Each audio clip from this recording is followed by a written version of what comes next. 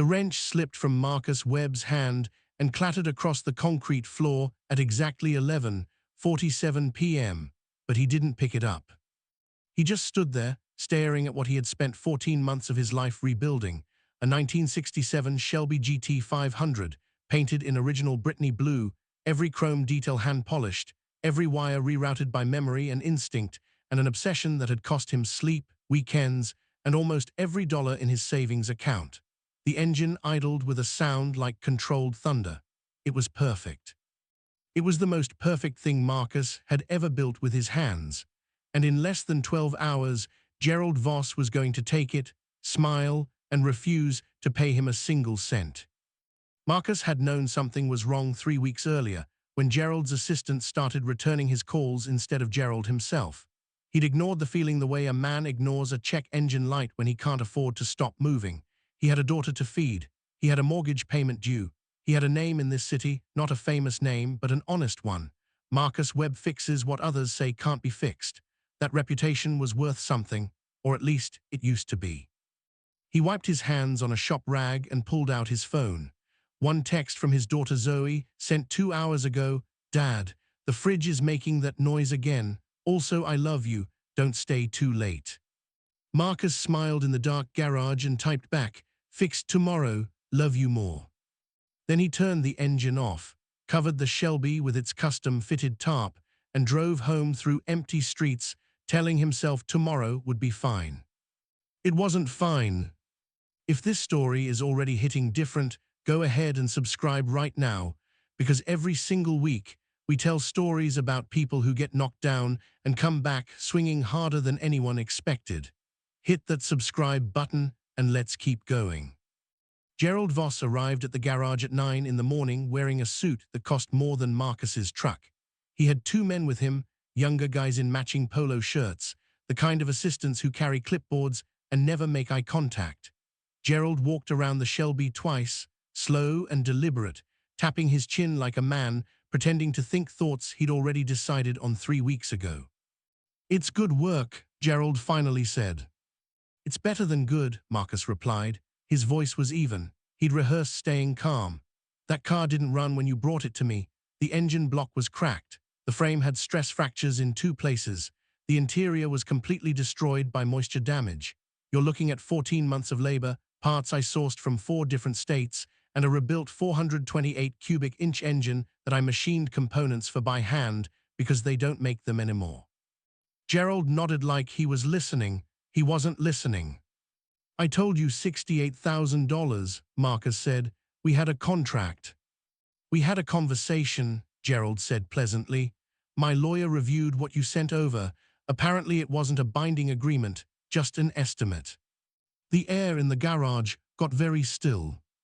"Gerald," Marcus said, "we shook hands. You put $20,000 down. The remaining $48,000 is due on delivery." "The $20,000 covered your materials," Gerald said. "I think that's more than fair, don't you?" He looked at his assistants. One of them made a small note on his clipboard. "I'm prepared to offer you another $5,000 as a goodwill gesture. Call it $5,500 total, and we walk away happy." Marcus looked at the car. 14 months of his life. 14 months of Zoe falling asleep on the office couch while he worked. 14 months of skipping his own birthday, missing her school play, eating sandwiches over a workbench at midnight. "You're not walking away with that car," Marcus said quietly. Gerald smiled like a man who'd had this conversation before and always won. "My name is on the title, Marcus. Has been since day one. You want to call the police? Go right ahead. Let's see how that works out for you." He pulled out a cashier's check, already prepared, already filled in. $5,500. He set it on the hood of the Shelby like it was a tip at a restaurant. "Think about it," Gerald said. Then he and his clipboard men walked out into the morning sun and waited by their car. Marcus stood alone in the garage for 4 minutes and 17 seconds. He knew because he counted. Then he picked up the check, folded it in half, and put it in his pocket. He walked outside. He handed Gerald the keys. "Thank you for your business," Marcus said. Gerald looked mildly surprised at how quickly it ended. He pocketed the keys, nodded once, and drove the Shelby out of the lot and into traffic. Marcus watched, until the Brittany blue disappeared around the corner. Then he went back inside, sat down on an overturned crate, and stared at the oil stain on the floor where the Shelby had lived for over a year. His phone rang. It was Zoe. "Dad, how'd it go?" He opened his mouth to say fine. Instead, what came out was silence. "Dad," her voice changed, 17 years old, and somehow she always knew. "What happened?" "I'll explain when I get home," he said. "Don't worry." "I'm already worried," she said. "Come home." Drop a comment right now and tell us, have you ever had someone take advantage of your hard work? Because what Marcus does next is going to show you exactly what loyalty and craftsmanship are really worth. Keep watching. Marcus drove home and told Zoe everything. She sat at the kitchen table and listened without interrupting, which was unusual for her. When he finished, she was quiet for a long moment. "So he just took it," she said. "He had the title. And the contract wasn't real." "My lawyer says it's complicated." Marcus rubbed his face. "Complicated means expensive to fight. I don't have the money to fight it." Zoe drummed her fingers on the table. "Dad, tell me about the car, everything you did to it." "Zoe, that's not going to help." "Tell me anyway." So he told her. He talked for 40 minutes, which was longer than he'd talked about anything in years. He told her about sourcing the original Cobra Le Mans wheels from an estate sale in Tennessee, about the gauge cluster he'd rebuilt from scratch because every replacement on the market was wrong font, wrong spacing, wrong feel. About the specific shade of Brittany blue he'd mixed himself because the original factory formula had been discontinued in 1969 and the modern approximations looked wrong in direct sunlight. About the engine, the real centerpiece, a hand-assembled 428 Police Interceptor variant that he'd documented obsessively, photographing every stage of the build, logging every part number, every torque specification, every decision. "The photographs," Zoe said suddenly, "you have all of them. Thousands of them. And the parts documentation, every receipt." "I keep everything." Zoe pulled her laptop toward her. "Dad, I need you to trust me for the next 48 hours. Marcus looked at his daughter, this girl who'd grown up in his garage, who'd handed him tools before she knew their names, who'd eaten more takeout dinners over a parts catalog than any kid should have to. "What are you planning?" "Something Gerald Voss is going to deeply regret," she said, and she started typing. What Zoe understood, and what Gerald Voss had fatally miscalculated, was that Marcus Webb was not just a mechanic. In certain circles, he was a legend. Zoe had grown up watching serious collectors come through her father's garage, men who drove 3 hours for a conversation with Marcus, who sent him cars in enclosed trailers, who trusted his eye above anyone else's. She knew their names. She had their email addresses saved in her contacts from years of answering her dad's business phone. She started making calls. The first person she contacted was Raymond Cho, a collector in Houston who had once told Marcus that his 1965 Mustang Fastback restoration was the finest he'd ever seen in person. Raymond picked up on the second ring. "Zoe Webb," he said warmly, "how's your father?" "He's been robbed," Zoe said. "I need to tell you about a car." Raymond listened. By the time she was done, he said, "Send me the photographs." She sent him 412 photographs, all time-stamped, all organized by build stage. She sent him the parts documentation, every receipt, every provenance record, every communication with sellers. She sent him the engine specifications and the notes Marcus had kept in 3 separate notebooks over 14 months. Raymond Cho called back in 2 hours. His voice was different, tighter, more electric. "Zoe," he said, "do you know what your father actually built?" "A restored Shelby GT 500, she said. "No," Raymond said. "He built a museum-grade, fully documented, matching numbers 1967 Shelby GT 500 with a period-correct 428 Police Interceptor variant engine. Do you understand how rare that specific combination is? There are maybe 11 known surviving examples in this condition globally. 11. With this level of documentation," he paused, "I need to make some calls." He made his calls. Those calls made more calls.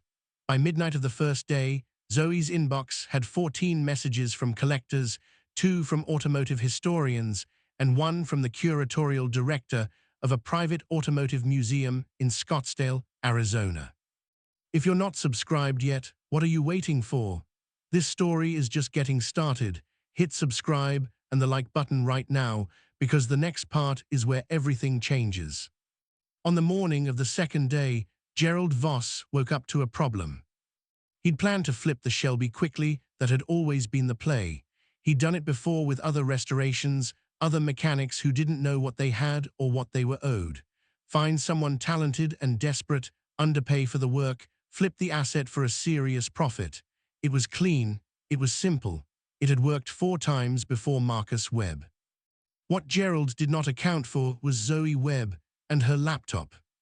By 9 that morning, 3 separate appraisers had reached out to Gerald through his network, not because Zoe had contacted them directly, but because word had moved the way word moves in tight collector communities, fast, specific, and unstoppable. Raymond Cho had posted the build documentation in 2 private collector forums overnight, not as an accusation, just as a showcase. Look at this work. Look at these photographs. This is what a real restoration looks like. The response was immediate and loud. Gerald's phone rang at 9:23 a.m. It was his broker, a man named Stewart, who moved high-end classic cars through private networks and auction houses. "Gerald, I'm going to ask you a straightforward question," Stewart said. "That Shelby you have, the blue one, did you commission the restoration from Marcus Webb?" "Why?" Gerald said carefully. "Because his documentation is circulating and this car is getting attention I have not seen in years. I have a buyer in Geneva asking if it's available. I have 2 more asking about provenance." Stewart's voice dropped. "Gerald, what did you pay for the restoration?" Gerald said nothing. "Because if you paid what I think you paid," Stewart said, "you are about to be the most talked about man in this community for all the wrong reasons. These collectors know each other.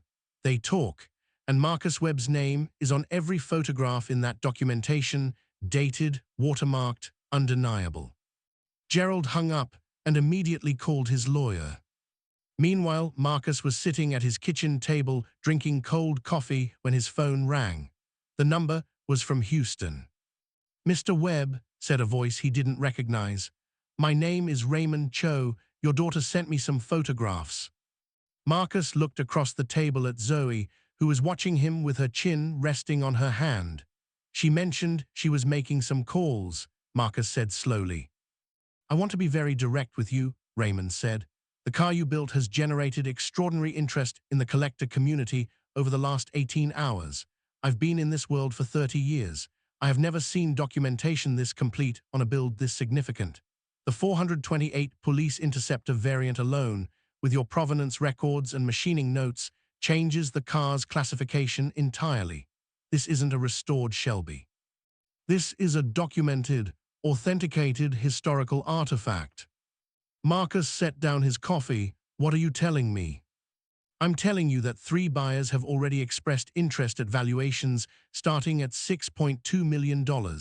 One of them, a private collection in Switzerland, has indicated willingness to go higher if the current owner is motivated to sell quickly." Raymond paused, the current owner being Gerald Voss. The silence on Marcus's end lasted a long time. "Mr. Webb," Raymond continued, "Gerald Voss paid you $5,500 for a car that the market has just decided is worth somewhere between $7 and $9 million, depending on which buyer prevails. Every serious person in this community now knows your name is on that build. And every serious person is asking the same question. What does Marcus Webb get out of this?" Marcus looked at Zoe. She raised her eyebrows. "I don't know yet," Marcus said into the phone, "but I'm going to find out." Like this video right now if you feel like Marcus deserved better, and stay with us, because Gerald Voss is about to make a decision that is either the smartest or the most catastrophic thing he's ever done. Gerald Voss called Marcus at 2:17 p.m. Marcus let it ring twice before answering. "Marcus," Gerald said, His voice had changed, still controlled, but underneath it something had shifted. "I think we should talk." "I'm listening," Marcus said. "I've been getting some calls," Gerald said, "about the car. Apparently there's some interest." "I heard," Marcus said. A pause. "I want to be fair with you, Marcus. I always intended to be fair." Marcus said nothing. He let the silence work. "I think there was a miscommunication about our arrangement," Gerald said. "My lawyer may have been overly conservative in his reading of our agreement. I'd like to revisit the compensation discussion." "Gerald," Marcus said, "say what you want to say." Another pause, longer this time. "I have a buyer offering $8.6 million for the Shelby. I'd like to propose a split. I'll give you $400,000. You walk away with more money than you've ever seen from a single job, and we both come out ahead." Marcus looked at Zoe, who was sitting next to him with her phone recording every word. He had asked her to record it. She had already thought of it before he asked. "Gerald," Marcus said carefully, "you came to my garage yesterday morning with a check for $5,500. You told me our contract wasn't binding. You told me to call the police if I wanted to. You said you thought $5,500 was more than fair." He let every word land separately. "Now the market has spoken, and you want to offer me $400,000 out of $8.6 million. That's a significant." "I want 40%, Marcus said. The silence that followed lasted 11 seconds. Marcus counted. "That's $3.4 million, Gerald said. "I know what 40% of $8.6 million is," Marcus said, "and I know what 14 months of my life is worth. And I know that without my name on that documentation, your buyer in Switzerland doesn't pay $8.6 million. He pays maybe 2, maybe less. My work is what made that car worth what it's worth. My photographs, my parts records, my machining notes, my name." He paused. 40%. "Or I spend the next month making sure every collector, every auction house, and every automotive publication in the world knows exactly how Gerald Voss does business." Another silence. 30, Gerald said. 38, Marcus said. Silence. 35, Gerald said. Final. Marcus looked at Zoe. She held up one finger and mouthed the word, "Wait." He waited 10 seconds, 20. 35, Marcus said, "And you put it in writing before the sale closes, real writing, the kind my lawyer reviews." "Fine," Gerald said. His voice was flat now, scraped clean of pleasantness. "I'll have my lawyer contact yours by end of day." Marcus hung up. He sat very still for a moment, then he looked at his daughter. 35% of $8.6 million, he said. $3,010,000, Zoe said immediately. She'd already done the math. Marcus reached across the table and took her hand. He was a man who didn't cry easily. He hadn't cried at his daughter's birth, though he'd come close. He hadn't cried when her mother left, though that had been harder. He felt something move through him now that was not quite crying, but was close enough that he had to look up at the ceiling for a moment and breathe slowly. "How did you know?" he said. "How did you know the car was worth that?" "I didn't," Zoe said honestly. "I knew your work was worth more than $5,500. The rest of it, that was just the truth finding its own way to the surface." The wire transfer cleared 41 days later. $3,010,000, minus legal fees, landed in Marcus Webb's account on a Tuesday morning in October. He sat in his truck in the bank parking lot and looked at the number on his phone for a very long time. He bought the garage outright that afternoon, the building he'd been renting for 9 years. He paid off the mortgage on the house. He set aside enough money for Zoe's college tuition at any school she chose, with enough left over for graduate school if she wanted it.